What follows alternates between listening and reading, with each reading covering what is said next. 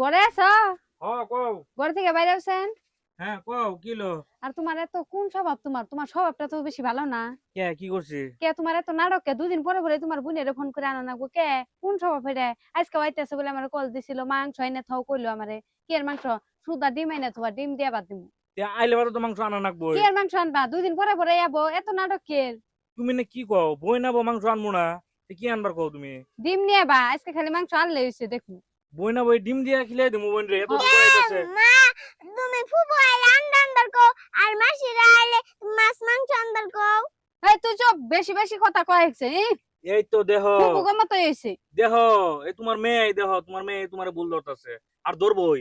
হ্যাঁ তোমার যে সময় তোমার বাড়ির দিকে আহে এসব মাংস আনা নাগে। আর আমার বই নাইলে বাদা এই আন্ডা দিয়ে পার করাবা নাকি? হ্যাঁ দেহ এই যে নিজের মেয়ের কাছ থেকে শিখো, শিক্ষা নাও। আচ্ছা, এই তো ঠিকই কইছে ময়না। আঙ্গো বাড়ির মানুষ আইলে আমি মাছ মাংস আনবার কই, আর তোমার ফুপু আইতেছে আমি ডিম আনবার কইছি। তোমার ফুপু আইলে হাতে তোমার ফুপুরে কইও না, হ্যাঁ? তোমার ফুপুরে যদি কও না তাহলে তোমার ফুপু মনের মধ্যে দুঃখ পাবো, কইও না, হ্যাঁ? হবো।